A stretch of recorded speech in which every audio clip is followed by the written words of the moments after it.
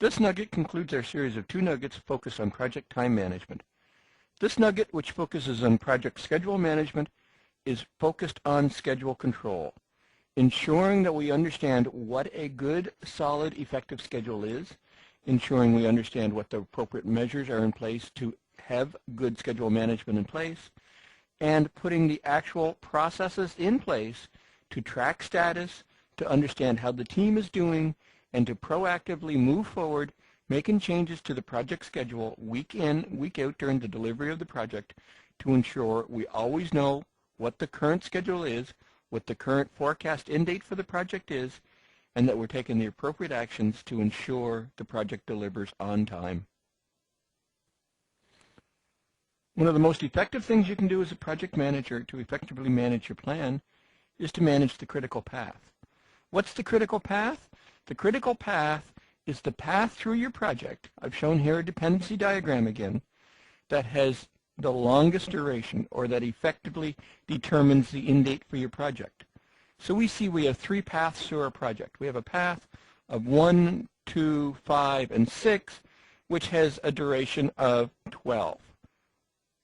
3 plus 4 plus 3 plus 2. We have another path through our project, which is 1 to 3 to 6, which has a duration of 11. And a final path through our project, which is 1 through 4, which is a duration of 7. So right now, our critical path is 1, 2, 5, and 6.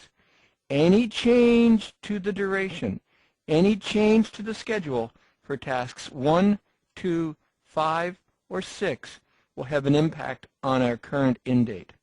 That is the critical path. As a project manager, you need to ensure that you're watching the critical path daily to ensure that you understand how each task in the critical path is doing, that you're conversing with the team, ensuring that there's nothing going to impact them from being successful completing their project, and that, in fact, our end date will be 12 days from project beginning. So manage the critical path carefully. But realize that there's other paths through the project. Tasks 1, 3 to 6 is very near to the critical path. You need to watch your near critical path tasks very carefully. Simply because a unit change of 6 days to 7 days for task 3 would in fact make that path 12 as well, in which case you have 2 critical paths for your project. So if your tasks that are near the critical path, watch them carefully, because if tasks that are near change, in this case by as little as a day, it becomes a critical path shared path. If it changes by 2 days, it in fact becomes a new critical path for your project. Or conversely, if good news happens on 2 or 5, and they drop by a day, or they drop by 2 days, it goes from 12 to 10, and again, your new critical path is 1, 3 to 6. So understand what your critical path is, the original 1, 2, 5, 6, and manage it very carefully, ensuring that you're doing everything in your power to ensure each and every one of those tasks complete on schedule or ahead of schedule. Understand what your near critical path tasks are and manage them carefully, because a very small change to any of the tasks that are near the critical path can put them onto the critical path, and then you can't ignore the non-critical path tasks. The path of 1 to 4 is 7. There's a considerable amount of slack in that particular path, but that doesn't mean you should ignore task 4. If it goes from 4 days to 6 days, still doesn't affect the critical path, but by going from 4 days to 6 days, your team member has spent 2 more days on that task.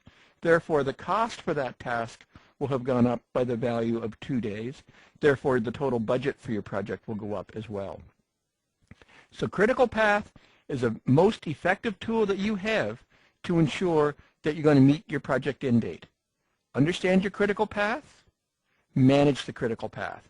Understand the near critical path, watch those carefully, and then monitor and review the non-critical path tasks to ensure that through mismanagement they don't become critical path tasks, or through not manage them well, their time doesn't go up, and in fact, the budget itself for the project goes up. Understanding the critical path for a very simple project like this, which only has 3 paths and a limited number of tasks, is very simple to do. If you have a large, complex project with hundreds of tasks, with dozens, 50, 60 dependencies, going through manually calculating the critical path would be a very difficult task. The good news is your project management software, your Microsoft project, will calculate the critical path for you and present the critical path in a graphical representation. To understand which tasks are on the near critical path, your project management software will also do a calculation for you, which will determine a value called slack. And the closer the slack value for each task is to 0, because tasks on the critical path will have a slack of 0, the closer to 0 the slack for a task is. In this original instance, task 3 would have a slack of only 1, means they're on the near critical path, and the farther the slack is, in this case the slack would be 5, the difference from 7 to 12, identifies that they are not near the critical path and therefore need to be managed appropriately. The next step to developing an effective project schedule is ensure you have proper resource leveling, ensuring you have the optimal team size for your project. What is the optimal team size? Is the optimal team size 2, 5, 25, 250? There are a number of mathematical models.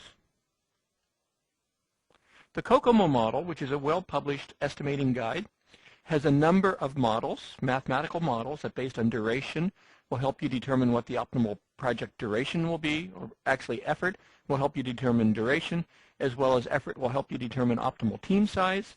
It's a mathematical model. It's based on years of research and years of project delivery experience factored into the mathematical model. You may choose to use those to determine your optimal team size, or you may simply choose to use a gut check, expert opinion as to what the optimal team size. If you have a small project being delivered over a short duration, having a very large team is probably not effective. Having a large team on a short duration project means you have learning curve, means you have the ramp up, ramp down time for multiple resources, which will probably result in a underutilization of the overall resources. You'll spend as much or more time on ramp up, ramp down, and training as you will on actual project delivery. So your team size needs to be based on the overall duration for your project. Your team size also needs to be based on the number of independent work packages. How many different team members can you truly have working independently, that they're not dependent on each other, that they're not waiting for one to finish a task before the next one can get the predecessor-successor relationship resolved so they can start on the next task. So there's a number of considerations that you have to bring into play to determine what the optimal team size will be. The key is focus on getting the optimal team size. The next step, and probably the most critical step to proper resource leveling to developing an effective project schedule, is that you have full or near full utilization of each and every team member on your project. What do I mean by that? Well, if we look at a very simple graph, and on the bottom of the graph we have time, whether this is Monday, Tuesday, Wednesday, Thursday, Friday, whether this is week 1, week 2, week 3, week 4, or month 1, month 2, month 3, month 4, is going to depend on the size of your project and the duration of your project. Up here, we're going to have effort. And this is team member effort. And you're going to have a bar at some point in time, which is the optimal utilization for your team member, week in, week out, day in, day out. If you're working on a day-by-day basis, this number is going to be 8, or the reduction of 8 based on the utilization that we talked about earlier. So it's down to 7.6 hours per day. If you're dealing on a week basis, it's going to be 40, or again, the appropriate reduction down to 35 hours of available time for the team member. Or if you're working on a month basis, it's going to be 22 average days per month, or again, reduced to the appropriate number of 18.5 available days for your project per unit of time day, week, month. And then you're going to look at each individual team member's utilization. And if you have a team member that's flowing along at or about the effective level, that's good team utilization. But if you have a team member who's spiking, that starts off effectively used and then ramps up and becomes way overutilized, is working overtime and then drops off and is working only part-time for a period of the project and then ramps back up and ramps down and is a very spiky, very uncontrolled, if I can use that term, utilization, then that is not proper utilization of your resource. You want your resources at or about the proper utilization level, the 7.6, the 35, the 18.5, the proper availability of the resource to work on your project, and you want the actual graph of their assignment to tasks throughout your project very near to that bar. It doesn't have to match the bar perfectly. It will be virtually impossible to match that bar perfectly, as you will have periods of unavailability due to resource dependencies. You'll have various other issues. Team members may have pre-assigned vacation time and so on. That will make matching the team utilization to the optimal bar impractical, but you want it as close as possible. I believe it's okay to have small periods where they're overutilized to create the project effectively, as long as the overutilizations are balanced by periods of underutilization. That's not saying I'm expecting the team member to work 2 hours of overtime today and knock off 2 hours early tomorrow. That just means, on average, this will work out that the team member is working on a fully utilized level, and I'm not going to agonize over trying to balance it perfectly. But what I don't want are extended periods of overutilization. This does mean overtime.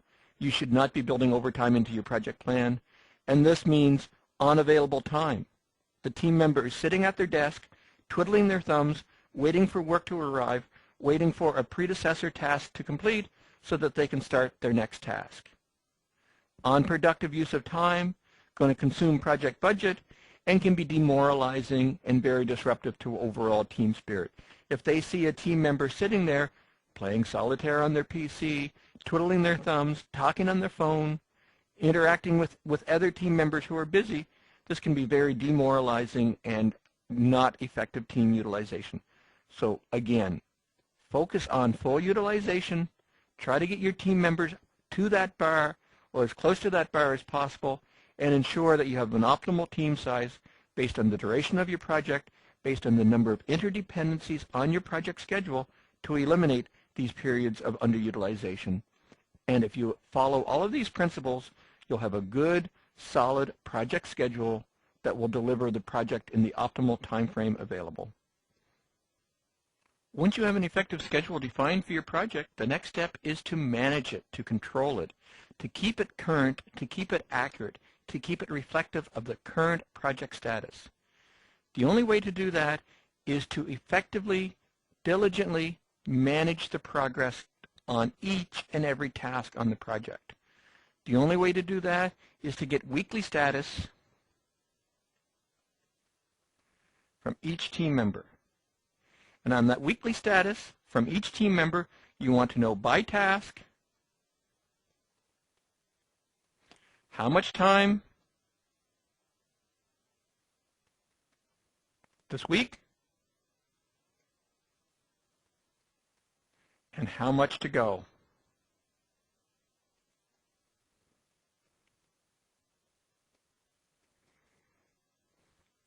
You need weekly status. You need weekly status from each team member. You need weekly status from each team member for each task that they're working on that week. You need to know how much time they spent on the task that week, and you need to know how much time is remaining. I've deliberately repeated myself because this is very important. You need weekly status at that level of detail to allow you to effectively monitor and control your project status. You need that detailed information to allow you to track the progress on your project. My experience is when you go to a team member and say, I need this information weekly, I need to know how much time and how much is remaining on each and every task that you worked on This week, you're going to get very large groans. You're going to get the team members saying, oh, you're going to take so much time. I should be working on project deliverables. I shouldn't be producing status for you. My experience is uniformly you're going to get that response from your team members. It's your job as a team member to stand up to those moans. It's your job to ensure that you're getting the information that you need to track the progress for the project. You need to tell the team members they have to provide this information to you. They need to provide how much time they spend on each task, and they need to provide their best estimate for the remaining work to be done by task.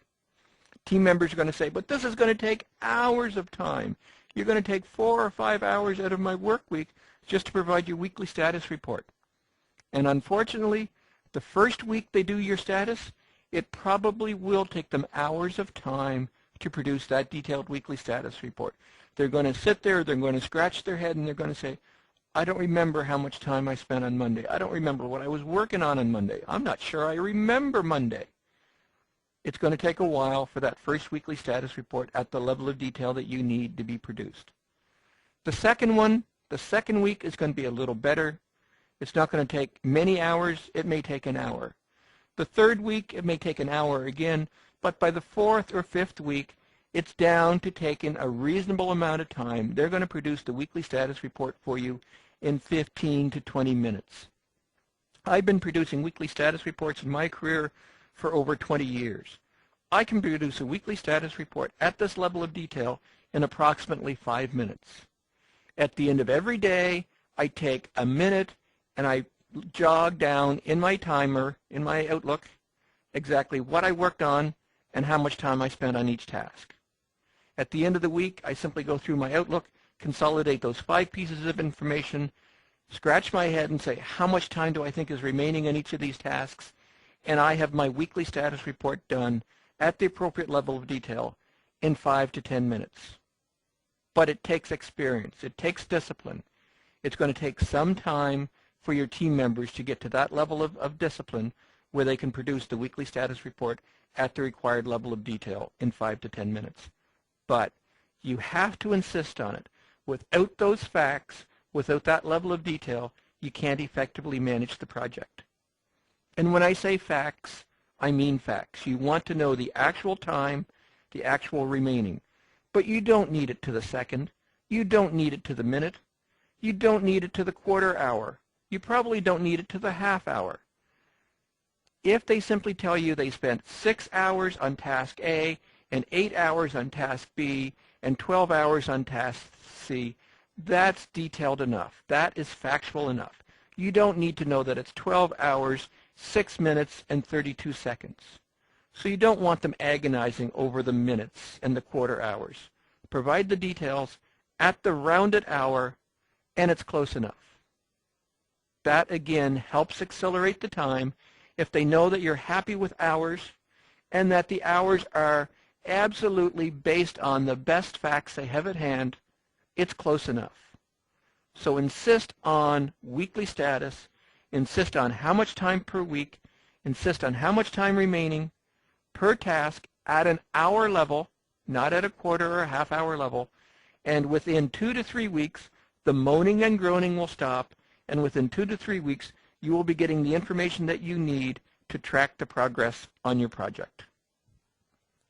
Once you get that detailed weekly status from your team members, you need to use that to update the project plan. Take those facts, the actuals, and the estimate to complete, the ETC, and put that into your software. On a team member by team member, on a task by task basis, you're going to update your project plan, your Microsoft project plan.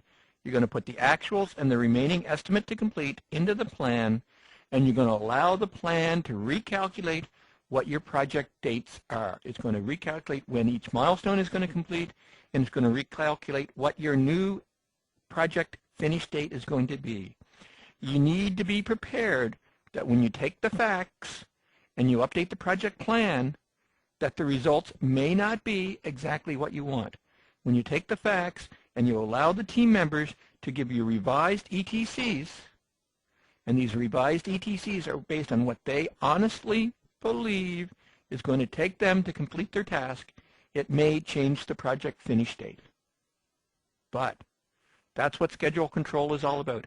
Taking the facts, understanding what impact the facts are going to have on the schedule, and then taking the appropriate actions as a project manager to deal with the facts. If based on this revised information, my project is going to complete 2 days, 3 days, 4 days later than originally planned, then you as a project manager need to act on that information and do what you can do to improve the project situation. We'll deal with that in just a moment. The next step to schedule control is integrating changes. In the last series of nuggets, we talked about implementing an effective change management system. We talked about identifying, documenting, and having all changes to our project approved. When those approved changes have schedule impacts, when those approved changes increase the time, add new tasks to the project, you need to integrate the changes. Again, you need to take those approved changes, focus being the approved changes, and again, update the project plan. Add the approved changes into your approved project schedule and update that and use that to, again, forecast the finish date.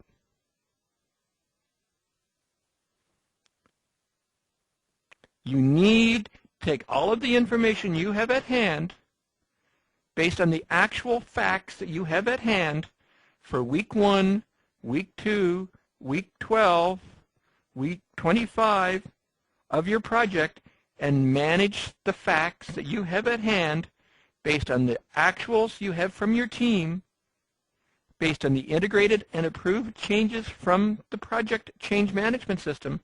Manage that against your project baseline and take the appropriate project management actions to report on project status, to take the appropriate project management actions to improve the project delivery situation. As a result of the work you did during project control, as a result of tracking the actuals and entering the revised ETCs, it's entirely possible that your project is forecasting a later finish date than originally planned. It's time to start to look at what techniques we can apply to compress the schedule. It's time to start looking at what techniques we can apply to try to improve the project end date. These compression techniques can be categorized as fast tracking and crashing. Fast tracking says, what can I do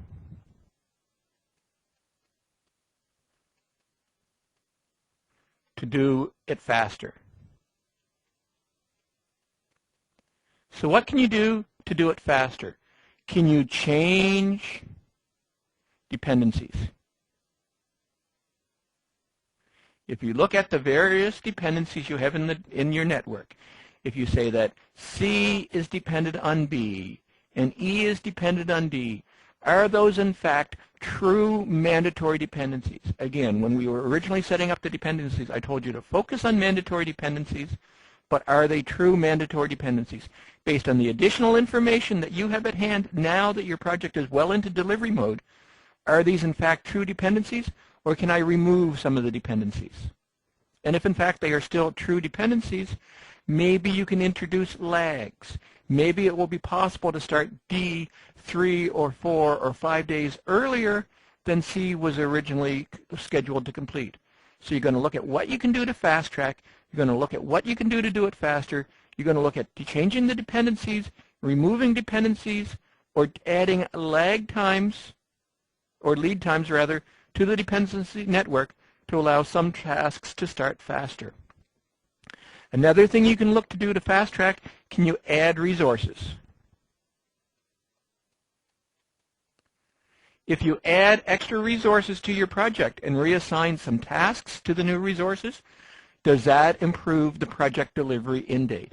If you add resources and start to add resources to specific tasks, so instead of having resource number 1 working exclusively on a task, maybe you can add a peer, a buddy to that task, and complete the task faster.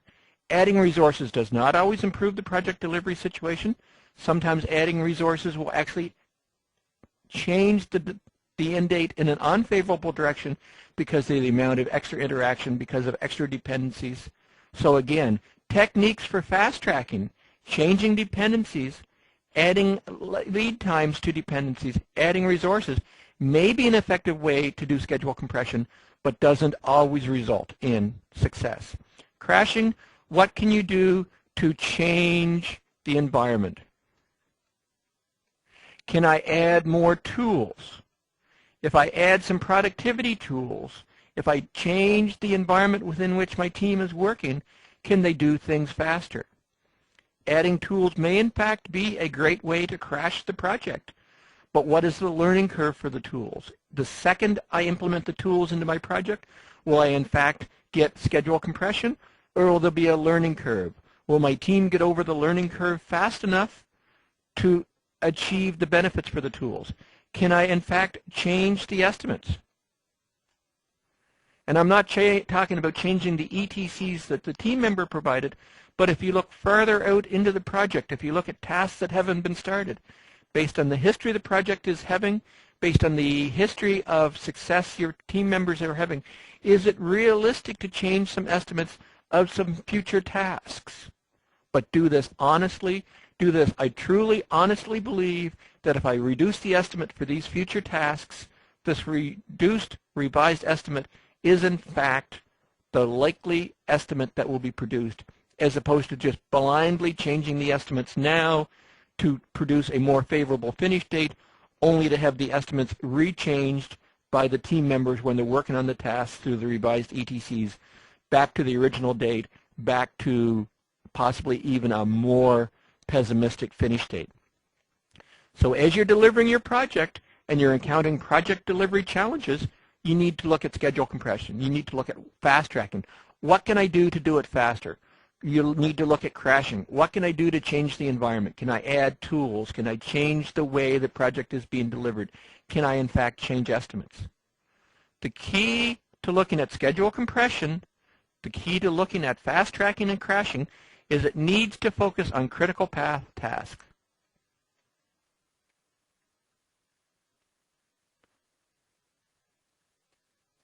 If you fast track a task that is not on the critical path, if you change the dependencies and allow a non-critical path task to start earlier or to overlap, it will have zero impact on the new finish date because it's not on the critical path. If you crash tasks, if you change the environment for tasks that are not on the critical path, again, it's going to have zero impact on the finish date. So as you're looking at schedule compression, it goes back again to understanding the critical path and focus your fast tracking, focus your crashing on the tasks that are going to impact the finish date. And those are the tasks that are on the critical path. This concludes our series of 2 nuggets on project time management. In the first nugget, we focused on the activities associated with developing a solid schedule. In this nugget, we focused on the activities of managing the schedule. We looked at what a good schedule means, that a good schedule has proper resource loading, that a good schedule allows you to identify and manage the critical path. We looked at the activities necessary to maintain the facts that you need to understand how your schedule is delivering, adding the actual work completed, adding the realistic estimates to complete for each and every task on a week-by-week basis, and then taking the appropriate actions as a project manager to improve any changes to the forecast end date based on tracking the actuals to the project, applying fast tracking, applying crashing techniques against the critical path to try to improve the project delivery situation.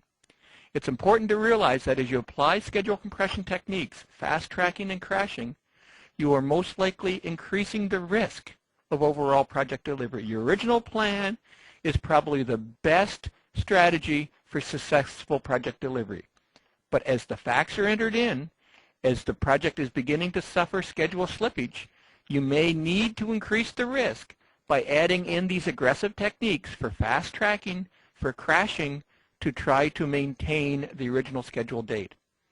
But if after all approaches to improve the forecast end date are unsuccessful, it's important that you communicate the facts that you have, the fact that the project is now scheduled to be 3 weeks late, to the project sponsor, so that you can work with the project sponsor to take the appropriate corrective actions to address the project condition, to deal with the facts that you have as part of project delivery. This concludes our nugget on project schedule management. I hope this video has been informative for you, and thank you very much for viewing.